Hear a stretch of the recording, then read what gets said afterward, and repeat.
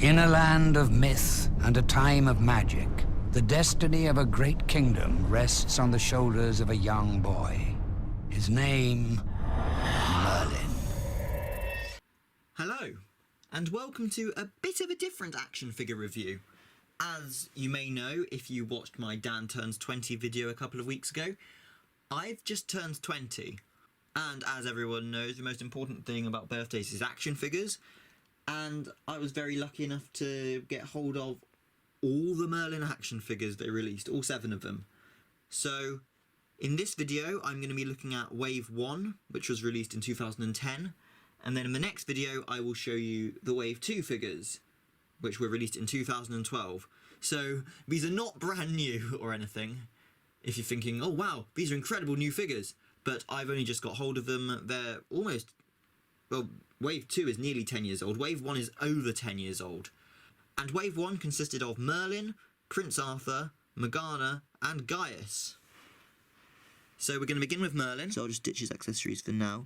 In terms of articulation, all 3 of the male characters have exactly the same articulation. So the head is on a ball joint that can spin around and sort of look up and down.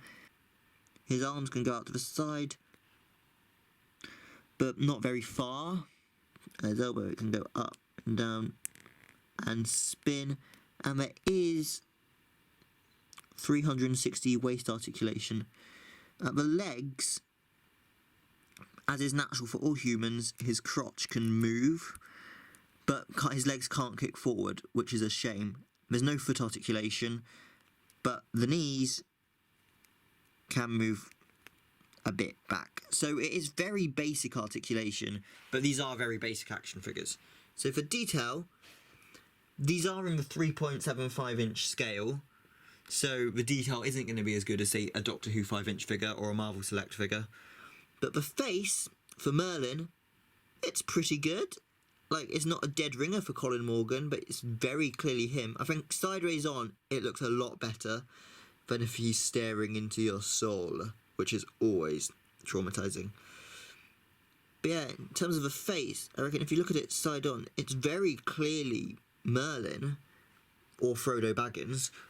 The likeness, for the scale, it's a pretty good likeness.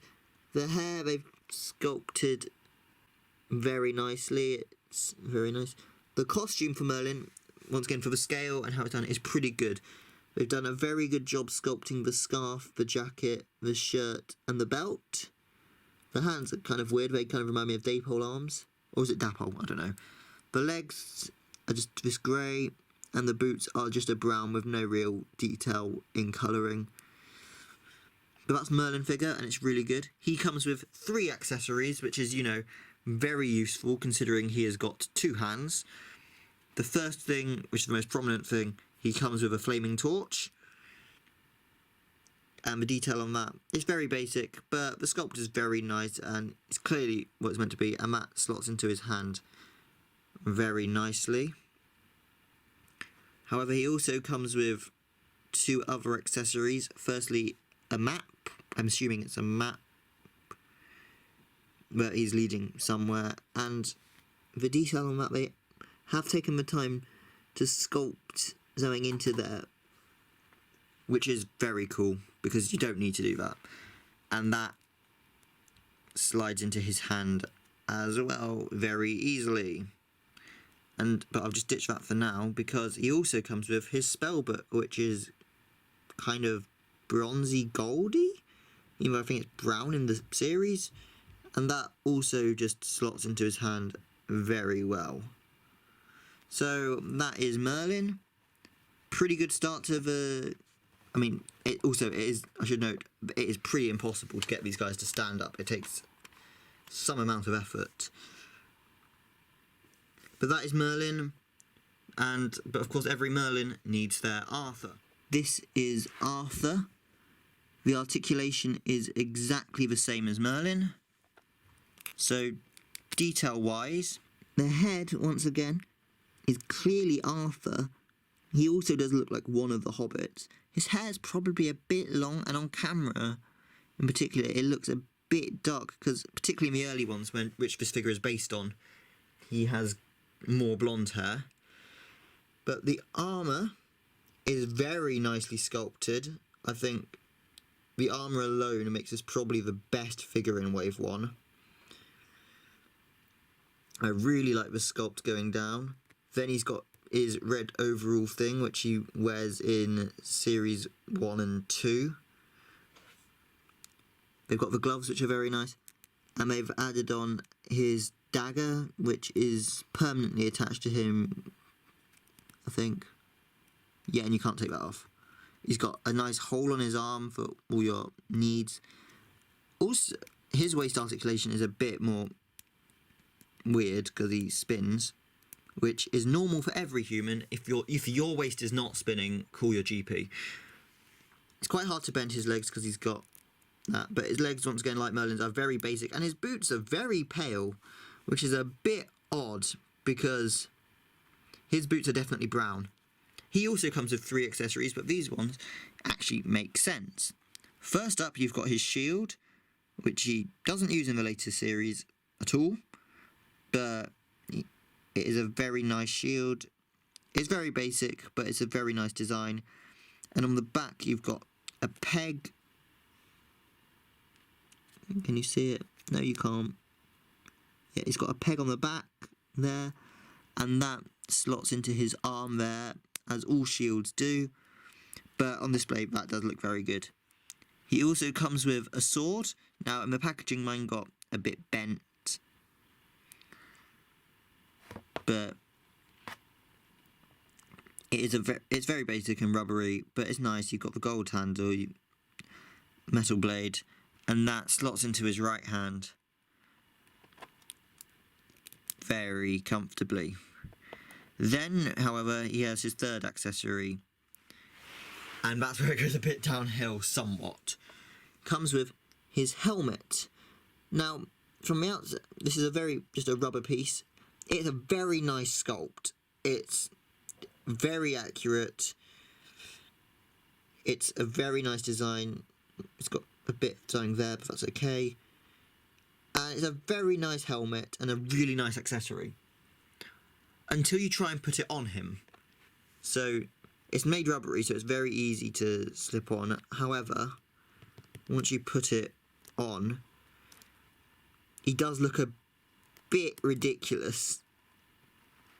I mean, even right now, you can't even see out of it properly. Can't really make it work. But yeah, it's a shame because I guess he only really wears it at night time or in tournaments, but it doesn't work particularly, does it? It's just, yeah, it sort of becomes a bit too big for him, because I guess obviously it's a lot harder to make it accurate for the toy. And I'm glad they included it, but I think this goes against everything I stand for, because everyone who knows me knows I have a weird obsession with hats, and when figures come with a hat, they have to wear it no matter what. I think we're going to have to make an exception this time, because when he's got it next to him and he's like this, it looks a lot better than trying to force it by forcing it on him and making him look really fat. I just don't think this looks... From the back it looks alright. From the back it looks good, but it's just when you face him in front. Maybe I should just display him like that, but then people might think I'm weird. But yeah, so if you remove the helmet and just display it alongside him, I think that works a lot better. Unless you're a kid buying this, because this could probably be quite easily lost. And as weird as it is, you don't want to lose it because it is a nice helmet. The third figure is Gaius, who also comes with 3 accessories. Very useful. However, on detail for Gaius, his head is utterly brilliant. That is the best head sculpt so far. It's really good for the scale of Richard Wilson, particularly the hair, with all the detail in there. And the face, they've added the lines all around his face and the eyebrows, and it just looks really good. It looks like Richard Wilson more than the other figures have looked. His costume is very basic because the entire thing is a blue robe, but they have added detail on his chest. I'm not sure what that is, but It's a very basic figure, but I don't mind that because his head is utterly brilliant. He also comes with 3 accessories, which is, you know, stupid because he's got 2 hands. The first thing he comes with is a corn on the cob.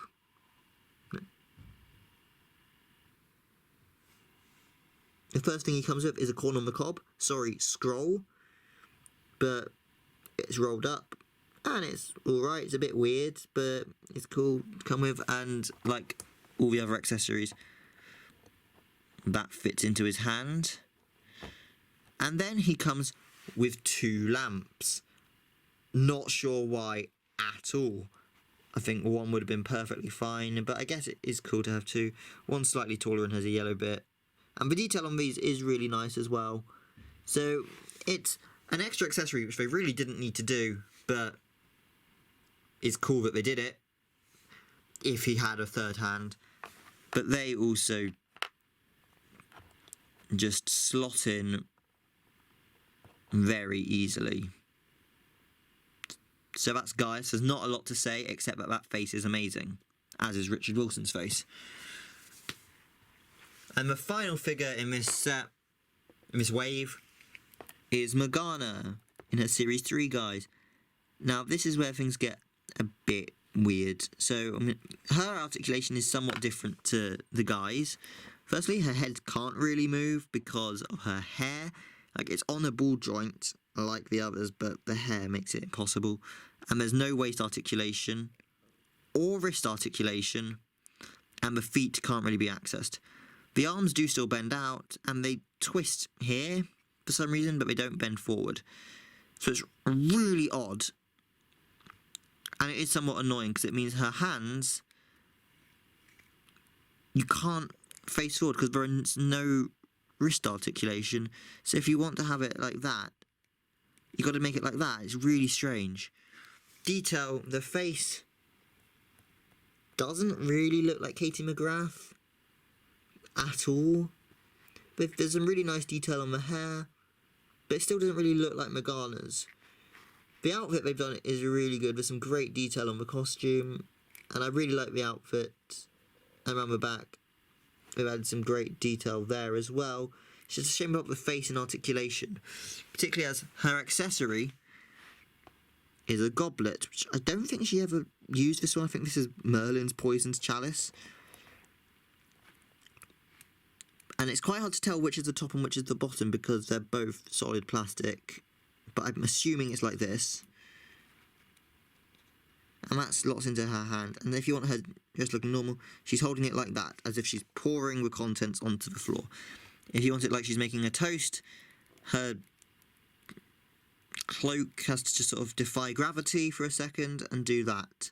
So a bit of an odd figure, but it is still fun, but probably the weakest of Wave 1. So, overall, what do I think of this wave? I think it's pretty good.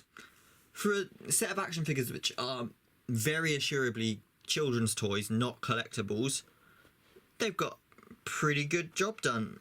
I particularly like the Arthur figure and the Gaius face, and the Merlin is pretty good. The Morgana's a bit of a letdown, but generally, as a wave of 4 figures, this is pretty good. If you can track hold of these, very much worth it if you're a fan of Merlin. However, I did mention this is Wave 1, and 2 years after these figures came out, Wave 2 came out, and I will be reviewing that tomorrow. So come back tomorrow for Wave 2 of the Merlin action figure reviews, with 3 brand new figures. So thank you for watching, and I will see you tomorrow. Goodbye. Don't forget to subscribe to the official Dr. Dan Alsop YouTube channel.